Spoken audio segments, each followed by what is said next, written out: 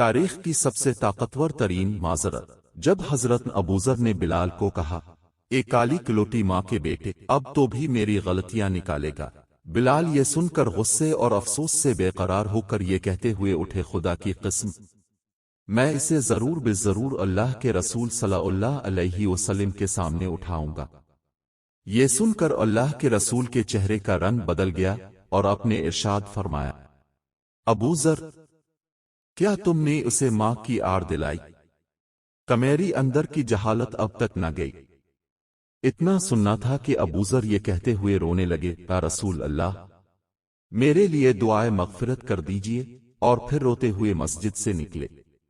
باہر آ کر اپنا رخسار مٹی پر رکھ دیا اور بلال سے مخاطب ہو کر کہنے لگے، بلال، جب تک تم میرے رخسار کو اپنے پاؤں سے نہ روند دو گے، میں اسے مٹی سے نہ اٹھاؤں گا۔ یقیناً تم معزز و محترم ہو اور میں ذلیل و خوار۔ یہ دیکھ کر بلال روتے ہوئے آئے اور ابوذر سے قریب ہو کر ان کے رخسار کو چوم لیا اور بے ساختہ گویا ہوئے، خدائے پاک کی قسم، میں اس رخسار کو کیسے روند سکتا ہوں جس نے ایک بار بھی خدا کو سجدہ کیا ہو؟ پھر دونوں کھڑے ہو کر گلے ملے اور بہت روئے۔ صحیح بخاری 31۔